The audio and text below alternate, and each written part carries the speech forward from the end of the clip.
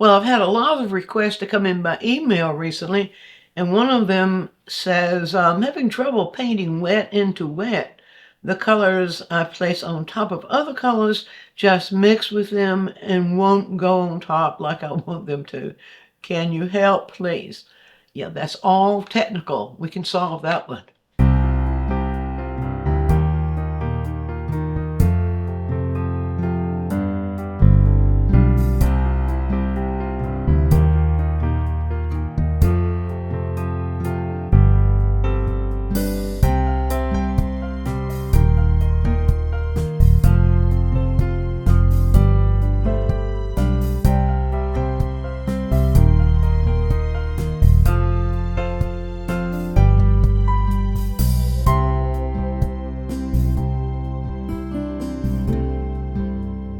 This person is talking about working with oil, of course.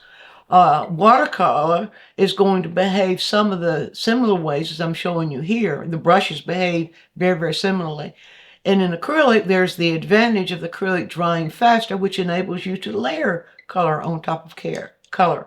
But in oil, we have a little technical consideration. All right, so the traditional hog bristle brush is very, very stiff. The flat or the shorter one is very, very stiff.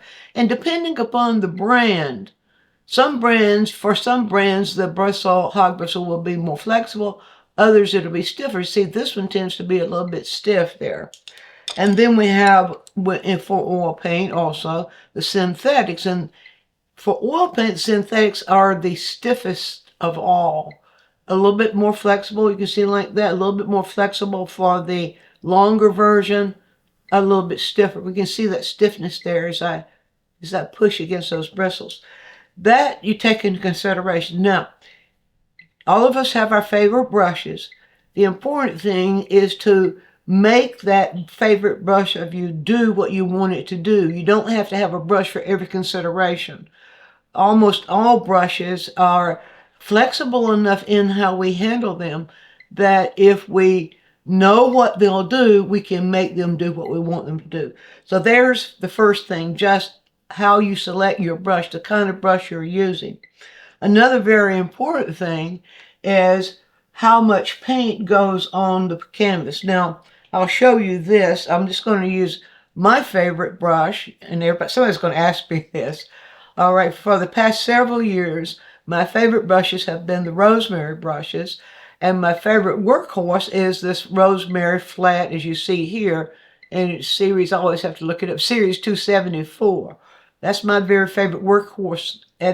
Since the past several years when rosemary first came out with these, it used to be that my favorite workhorse was the hog bristle, a very flexible hog bristle. Okay, that doesn't matter, but someone's going to ask me, so I want to get that one out of the way. All right, placing the paint on the canvas. And let me show you something here. I'm just going to use this middle value of yellow-green here. And what I'm going to do, first of all, I'm loading the brush. By the way, how we load the brush matters a whole lot. We want enough paint on the brush for it to go onto the surface. And this is, see how I load mine, like that. We want enough of the paint to go on the surface, but not so much paint that it's going to build up on the surface. But I'm going to show you two scenarios here. Now here's one where the paint, now this is for the bottom layer, or we call it the block-in layer if you're using that sequence in your painting. The block-in layer, the first layer that goes on the canvas. So if I put it on very thick, and you see I put it on really, really thick now, on this side, let's put it even thicker so I can make my point. Really thick paint on that side. And then on the other side, I'm going to put it on, I'm going to cover the surface. You can tell by the way the brush pulls against the surface. I'm covering the surface, but not thickly. I'm putting just enough paint on to cover the surface. Now, I doubt if the camera can show you the difference here, but this is the build-up of the thicker paint, and this is the thinner version. In this step, in this initial step, no medium. If you want your paint, if you want to layer colors on top of colors, don't use medium. In fact, I don't use medium anyway. I hate it because it thins out the paint. It thins out the luminosity and that richness of the paint. So, but I know I'm going to get argument on that. Go away from that. Each to his own. Okay. The other thing I'm going to point out to you as a part of this now is not only just applying the paint to the surface, but how you hold the brush to apply it. Now, if you are one of those gung-ho pushers like this, your paint is not going to go on the surface the way you want it to. It's going to go on the surface, see, like this unevenly. It's going to have buildup in the surface, and it's going to be bad for the brush. When people do that sort of thing to their brushes, eventually that paint moves down and it gets into the ferrule, and it eventually will ruin the brush. So this is a no-no. Hold the brush at the angle that's going to do what you want it to do. Now, what I mean by that, go back to the same green here. If you want the paint to glide on top, the brush needs to be almost perpendicular to the canvas, something at this angle about right here, so that it glides on top. Now you can see there, it's sort of, if I do that, the paint sort of glides on top of the canvas. If I hold it more at an angle, and if this is perpendicular, if this were the canvas surface, and this is the angle. Now the angle at which we hold that brush determines how much paint moves off the brush and onto the surface. If you hold it at this angle, you're scraping the paint away. And so I can show you that. Let's put some lighter paint here. And I'll show you, if I go up here and I hold it at that angle, you see it just scrapes the paint away. But if I hold it at this angle, you see the paint flows on. That's the lighter color flowing onto the surface there. Now, let's look back at the thick layer and show you about how important it is to have not only just the minimal amount of paint on the surface in order to put colors on top of color, but also the way you hold the brush. Now, here is the thick paint, so I'm going to go to a lighter color here. I'll just pick up the lighter color in the brush, and if you'll notice, what happens there is I pull that lighter color through, it picks up that color. This is what the person was talking about. It picks up that color, the brush picks up that color and mixes with it. And your tendency would probably be to stroke it over and over again, and it just gets worse. Now, I'm going to pull that paint out, and I'm going to load this up just like I did before. And I'm going to hold the brush at the same angle, and I'm going to pull it over this thinner version. You see it goes right over. It doesn't mix. And if I put more paint in the brush, just let it have a little bit of bead of a paint on the brush, you see it goes over. Now, if I don't put that on too thick, if I go back to another color, if I want to go back to the green, for example, if I want to pull that on, I can hold the paint almost parallel to the canvas, and you see it goes right on.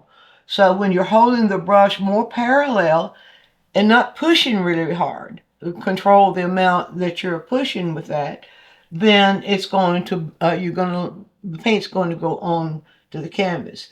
Now, I'm going to do a little bit of a demonstration here. Not much, I never like to do just like a whole painting because it takes too long. Just want to show the answer to the question the person asked. This is not a performance that Dianne does for you. This is answering questions that you ask. Now, if, for example, if we have a section like this, and let me just get over here. The first thing that we want to consider when we're putting that first layer of paint on is we want to get the color right, we want to get the value right, and that's what I'm doing right here for the darkest color. If you'll build your color dark to light, it will work much easier for you too. So this is all technical, but it's important. The other thing is, always keep your brush clean. Always be sure that only on the brush is the color you want. Now, if I'm going in this section right here, and I'll just go right down here for this one. If I'm going in this section, well, I'm going to go right in here because I want to show you what will happen when I pull that what would be that tree trunk on top. And so I'll just sort of, now you see what I'm doing here? I'm holding that at this kind of angle to put on that first layer. I'm not trying to make it slide onto the surface now. I'm applying paint. And that 45-degree angle is perfect. 45 degree to the canvas is perfect for me with this brush for applying that first layer, applying that, what I always think of as the block in, that's getting your color started, and I always like to start with the darkest color. So if I were going to be working in this area right in here, and I wanted to start with that darkest color, I would be doing something like this. And now, if I wanted to lay the light on top of the dark, I would first pull the paint out of the brush. One practice is to hold a paper towel in one hand and the paintbrush in the other, and always be careful about pulling that excess paint off the brush before you reload it. Now, if I can go into the light color there, and I'm going to load the brush with that light color, and this is where it goes on. I want some of that to blend, and I want some of it to sit on the surface. So when I want to sit on the surface, I'm going to hold the brush more at an angle like this, and it sort of more sits on the surface better, and it allows, I said that backwards, it allows me to mix the color that's underneath with the color I'm putting on. If I pull that out and reload the brush and reload it just about this much of the brush is all that needs to be loaded. It doesn't need to have gunks and gunks of load on it. And so if I go up in here now, again, I'm mixing it in because I want it to mix into that surface. I want some of the dark to show through. And so by holding the brush at that 45-degree angle, I'm able to mix this color into the color I have underneath. And then if I want the lightest light on top, I go pull the excess off here. I go back into that lightest light and load the brush again. And this time I hold it at, there we go. I hold it almost perpendicular. You see there?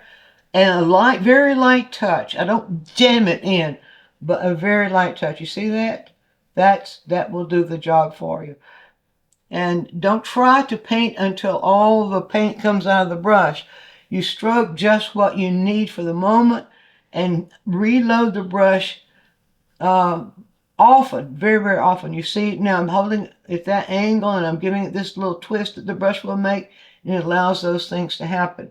Now, if I want a tree trunk or something darker to go in front of that, then once again, I pull this excess. Now, often I will rinse the lighter color out of the brush. If I'm going to change values, or if I'm going to change into a different color group, I will rinse the brush and then dry it thoroughly. All these things are technical things that are very important to this problem that this person is having. And a lot of people have that problem too. It's all about handling the brush. Now, so then let's just go into the, go with the palette knife here, and I'll pull this down here, and I'm going to make a darker, mix yellow green with red violet. That will make a neutral. That will give me very close to what I need for that tree trunk. I believe I have it right there. But perhaps just a little bit more of that yellow green with the red violet there. The red violet that I'm using here, somebody's going to ask, so I'll tell you, is the Gamlin quinacridone violet. But almost any professional brand of quinacridone violet will do that. Now, I will load the clean brush with this new color and pull it flat. I like to place tree trunks in, not with a vertical stroke or like that, but I like to place them in with this sort of stroke. And I'm going to hold it just right there, and you see what happens. Now, here's important. Wipe the light paint it picked up off the brush. Go back, reload the brush. Don't try to paint until, once again, I'm going to emphasize, don't try to paint until the paint runs out of the brush. It's not walls you're painting. Just remember, you're creating a painting. And so we control all that. Now let's see, as that would go in front, I'll go up here again, pull it. This time I picked up a little bit. That's all right, because I really would like to have a little bit of light showing through that. So wipe that off, reload, and go again. The more parallel, reload it really good now. The more parallel, you see there, the more parallel the brush is aligned against the canvas, the more easily the brush stroke goes on. And you see there, now I've put 3 layers of paint on. I'll put the first layer, as you notice, that's what I call the block-in layer. And then I built it up with light, and then I went on top of that with dark. Now, this shows you that if you're careful about the things I suggested to you all the way through there, just by the way you angle your brush, keeping the brush clean as you're working, and I just mean all you need to do is wipe it out like that with a paper towel. Loading it properly, keeping it loaded as you work. Watch the angle at which that brush is held against the surface of the canvas, and watch the pressure you put on it. A very gentle caressing of the canvas as you're trying to layer the wet paint on wet, not pushing in and digging. If you practice those things and develop the habit of controlling your brush and your paint like that, you'll never have that problem again.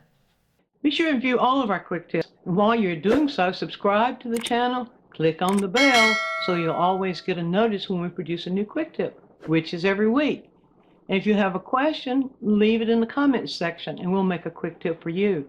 Also, take a trip over to DianneMize.com where I have full-length lessons, downloads, DVDs, lots of other stuff there, some free stuff for you. And while you're there, you can subscribe to the newsletter, and that way you'll always be informed every time we do something new.